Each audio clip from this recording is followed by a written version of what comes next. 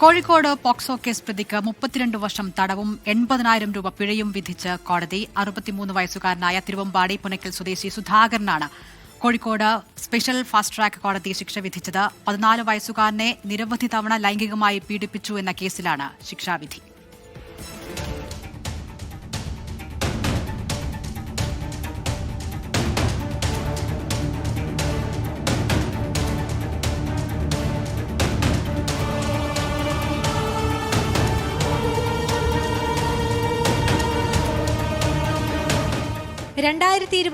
ാണ് കേസിനാസ്പദമായ സംഭവം.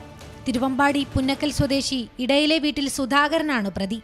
പ്രദേശത്തെ 14 വയസ്സുകാരനായ ആൺകുട്ടിയെ സുധാകരൻ നിരവധി തവണ ലൈംഗികമായി പീഡിപ്പിച്ചെന്നാണ് പരാതി. കുട്ടിയുടെ കുടുംബത്തിന്റെ പരാതിയിൽ 3 വർഷം മുമ്പാണ് തിരുവമ്പാടി പോലീസ് കേസെടുത്തത്. ഇന്നലെയാണ് കോഴിക്കോട് സ്പെഷ്യൽ ഫാസ്റ്റ് ട്രാക്ക് കോടതി വാദം പൂർത്തീകരിച്ച് വിധി പറഞ്ഞത്. പ്രതിക്ക് 32 വർഷം തടവ് ശിക്ഷയും 80,000 രൂപ പിഴയുമാണ് കോടതി വിധിച്ചത്.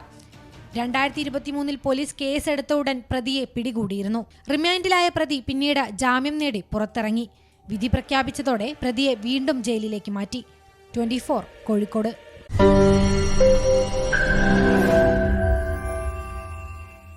ലോകത്തെവിടെയായാലും ഏത് സമയത്തും 24 വാർത്തകളും ഓഗ്മെന്റഡ് റിയാലിറ്റി പാക്കേജുകളും എക്സ്പ്ലെയിനറുകളും വിശദമായി കാണാൻ ഞങ്ങളുടെ യൂട്യൂബ് ചാനൽ നിങ്ങൾക്ക് സബ്സ്ക്രൈബ് ചെയ്യാം.